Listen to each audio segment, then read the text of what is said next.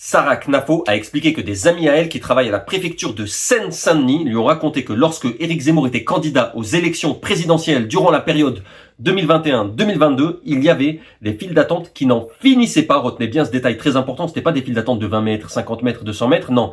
C'était des files d'attente qui n'en finissaient pas, d'étrangers qui étaient devant la préfecture et qui disaient aux fonctionnaires, oui, bonjour monsieur, est-ce qu'on pourrait percevoir nos aides en avance parce qu'à ce qui paraît, monsieur Zemmour, il va passer en avril et après c'est fini pour nous. Et lorsque Sarah Knafo racontait cela, elle avait un fou rire, elle riait aux éclats, retenez bien ce détail. Et je vous avoue que quand j'ai entendu cette histoire, j'étais un peu sceptique, j'étais un peu dubitatif. Pourquoi ? Il y a des détails qui m'ont interpellé, qui ont attiré mon attention, notamment par rapport au fait que les étrangers attendaient devant la préfecture pour qu'on leur verse leurs aides, alors que tout le monde sait très bien que c'est la CAF qui verse les aides de l'État. D'autant plus que dans le parti de Zemmour, ils le savent encore plus, parce qu'ils disent tout le temps, oui, les étrangers, le seul endroit qu'ils connaissent, c'est la CAF. Ils y sont tout le temps. Et là, bizarrement, amnésie générale, ils se sont tous rendus à la préfecture pour qu'on leur verse leurs aides. Et il y en a certains qui vont me dire, ouais, mais elle voulait dire la CAF, elle s'est trompée, elle voulait pas parler de la préfecture. Bah non, elle pouvait pas se tromper parce qu'elle a bien dit des amis à moi qui travaillent à la préfecture.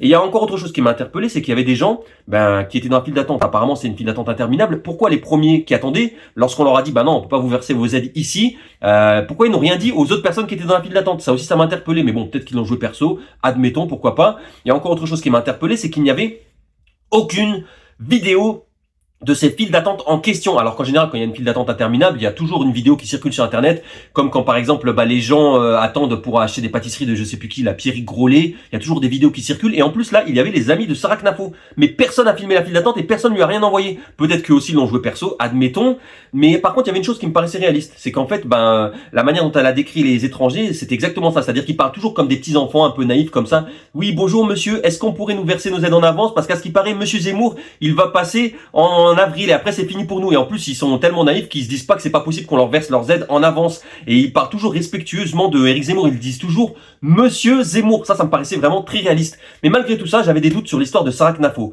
Mais après j'ai réfléchi, je me suis dit mais non, ça n'est pas possible que Sarah Knafo mente. Elle dit toujours la vérité. C'est comme quand par exemple elle avait expliqué qu'on lui avait dérobé son téléphone plus de 15 fois dans les transports. C'était pas 15 fois, c'était plus de 15 fois. Là aussi c'était la vérité. Donc ça n'est pas possible qu'elle mente. Et après j'ai réfléchi encore plus, j'ai fouillé dans ma mémoire et je me suis dit mais que suis-je bête? J'avais vu de mes propres yeux ces files d'attente, j'avais complètement oublié. Je me déplaçais, j'étais en Seine-Saint-Denis, c'était il y a à peu près 3-4 ans, j'étais en voiture. Et là, effectivement, il y avait des files d'attente qui n'en finissaient pas, mais vraiment qui n'en finissaient pas. C'était pas des files d'attente sur 5, 10 ou 15 kilomètres. C'était des files d'attente qui n'en finissaient pas. Et apparemment, il y avait même des images satellites qui ont montré qu'on voyait cette file d'attente depuis l'espace. Et elle était encore plus visible que la grande muraille de Chine. Je sais pas si vous réalisez. Donc moi, je voulais entrer dans cette file d'attente. Pourquoi? Parce que je suis algérien, donc je voulais mon RSA.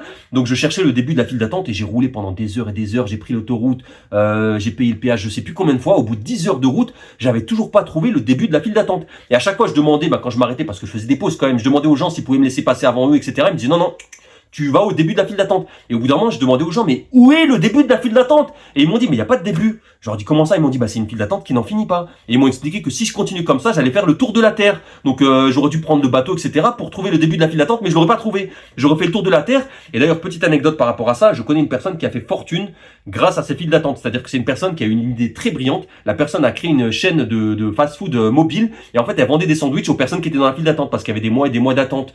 Donc au bout d'un moment, j'étais dépité. Je savais pas comment faire. J'étais arrêté sur une aire d'autoroute, il y avait un soleil qui tapait, c'était affreux.